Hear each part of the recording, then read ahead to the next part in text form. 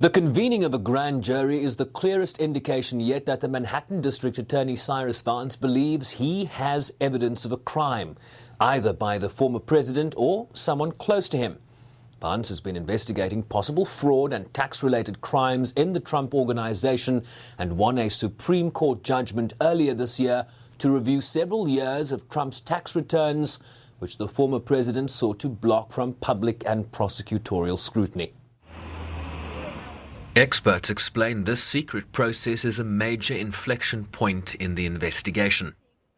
The grand jury process really is the opportunity for the prosecutor to present evidence to a group of people without the constraints of the very strict evidentiary rules which are required in a trial. So the grand jury process proceeds because the prosecutor believes that there is probable cause that a crime has been committed. So in this case, the Manhattan DA has sufficient evidence, I believe, working with the Attorney General of New York, that there is something criminal, fraudulent, about the Trump Organization, and specifically Donald Trump Sr., Donald Trump Jr., Ivanka Trump, and all the Trump children who are involved in the Trump Organization. The Manhattan investigation is also looking at claims made by former Trump lawyer and convicted felon Michael Cohen that he paid hush money to silence two women who claimed extramarital relationships with Trump during the 2016 presidential campaign. Cohen's testimony before Congress also claimed Trump's financial statements were manipulated to either acquire loans or to reduce his real estate tax bill. The question of executive privilege is now put aside. It doesn't matter. It's irrelevant.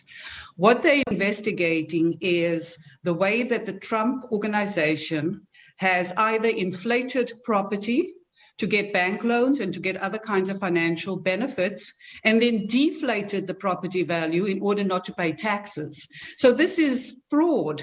And I think that the question of executive privilege, as I said, will not, it's irrelevant. What is pressing here, what is the most compelling, is whether the prosecutor will be able to get the kind of evidence they need in able to succeed at trial. The New York Attorney General, Letitia James, in a separate probe, announced last week that she too had opened a criminal investigation into Trump's business practices, moves the Republican one-term president has dismissed as a witch hunt. I don't think that the defense that President Trump is using, or former President Trump is using, has any legs. It will have legs in the media. It will probably have legs among his base. But as long as the grand jury comes up with evidence that will withstand scrutiny at a trial and in which the prosecution will prevail, I think, former President Trump can do whatever he likes in the public sphere, in the media, and so on. But his is a trial in the media. This trial is going to take place in the courts of New York, in which I have lots of confidence.